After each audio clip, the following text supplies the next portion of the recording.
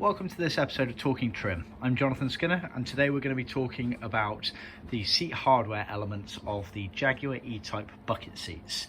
Now, for those of you out there, I'm sure you're aware that there were two types of bucket seats. You've got the Roadster open two-seater bucket seats, which these are, which are quite pointy at the top, like an egg. And then you had the fixed head, two-seater fixed head, which are a bit wider and fatter at the top. Although these are Roadster, the principle is exactly the same. It's only really the frames and the Backrest Squab foam that changes. Everything else is exactly the same, but the principle is the same throughout. So just bear that in mind. It's also worth noting at this stage that the fixed heads were sometimes fitted with OTS seats, but never the other way around. So what we've got here is we've got an aftermarket seat frame, and then we've got the tacking strips, the Diaphragms Webbings, the cushion base foam, and then the Backrest Squab foam kit as well as the metal brackets here for the base, metal bracket here on the Backrest inner parts, and obviously the webbings. So let's start with the cushion base. So cushion base, the bit your bum goes on, it's on a step, and effectively you're joining the two bits of ply tacking strips together using this metal bracket here. You then use the rubber diaphragm kits over the holes there, and then you also have the tacking strips going around the inside area here, and they have been riveted on.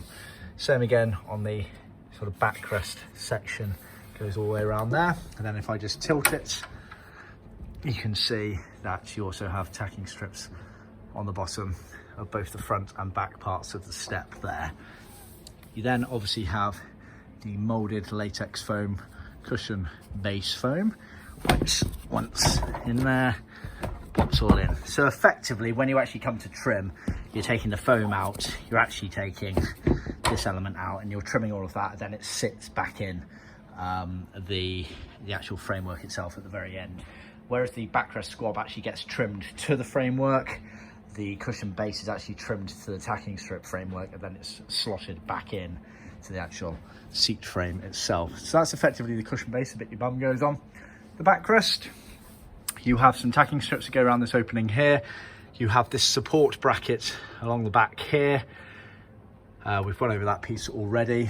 And then you have this insert here. So it's the ply piece with the diaphragm already attached to it. Normally they just had webbing strips. This is an aftermarket diaphragm that we can supply, which actually works very well. Again, same on the bottom here. They were actually just webbing strips normally, but we've got these rubber diaphragm sets here, which work very, very well.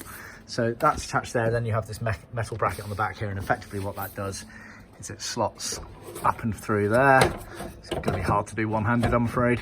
And that goes down there, and then you'll see that basically this ply piece here becomes the support bracket for this lower part here, and adds the curvature that you effectively need for this piece when it's all in the car. This piece effectively, like the cushion base, actually gets trimmed independently and then put in at the last piece. So it's only really the kind of horseshoe egg shape that's actually trimmed to the frame. The rest of it kind of slots in. This piece of foam here, thin foam, again part of our foam kit for this car. This goes onto the back area here and comes down to about this section here. Just adds an extra bit of finish and padding to it all. And then these foam egg shaped pieces here, obviously one of them is very obvious. It goes around there. The other one often confuses people. This is effectively there to sit inside this section here before this egg-shaped piece goes on there. So you effectively glue it and anchor it into place, and then this egg-shaped piece sits over the top, and you bend it over and round, and this piece effectively adds more shape and curvature to the foam itself. So it's worth noting as well, and this is a common pitfall for people, you're gonna have to bear with me here because it's not the easiest thing to do one-handed. Imagine the other piece was underneath there. I can't do that with one hand, I'm afraid. It sits in like this. A lot of people just glue that in like that, and you've got this right angled edge there. That is not the way it's done. You want it to be glued and flush to the edge like that, and then you bend it round like that. So you're effectively gluing this part here to this part here, like that. And because you've got that piece underneath, it allows you to get a nice curve and bend round, and it creates a lovely curved egg shape there, which is the finish you want.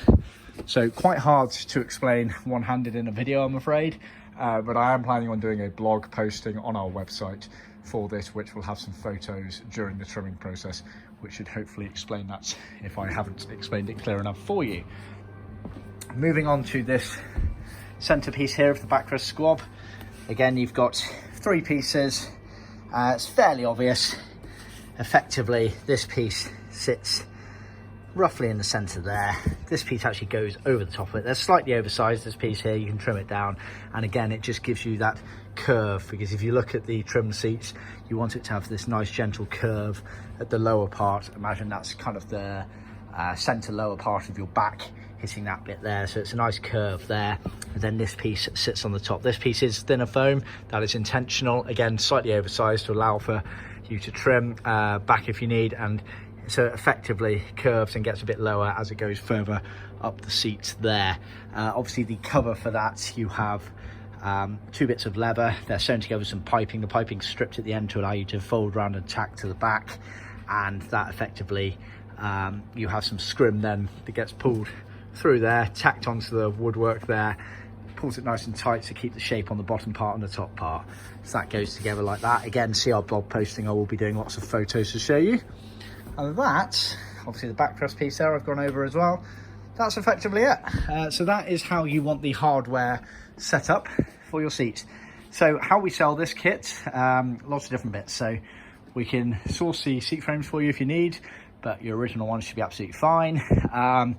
Then we do the rest of them in car sets, effectively, so 2 seats, but semi-broken up. So all of the backrest Squab seat foam bits are all sold as a car set, so effectively these 2 pieces, but for both seats.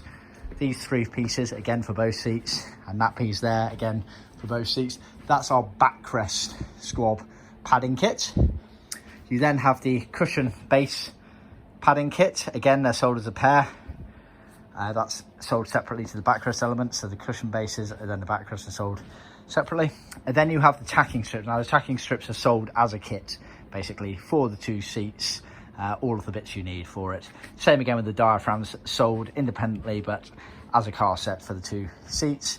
Then we sell these metal brackets here as a pair, and also these metal brackets here as a pair. See our website for more details on buying the parts, and obviously our blog space for help on trimming the parts, and see our other websites, YouTube videos for an example of a fully trimmed up version of one of these seats. Remember to click and subscribe to keep up to date with all of our other videos, and of course please do share it around the classic car restoration community.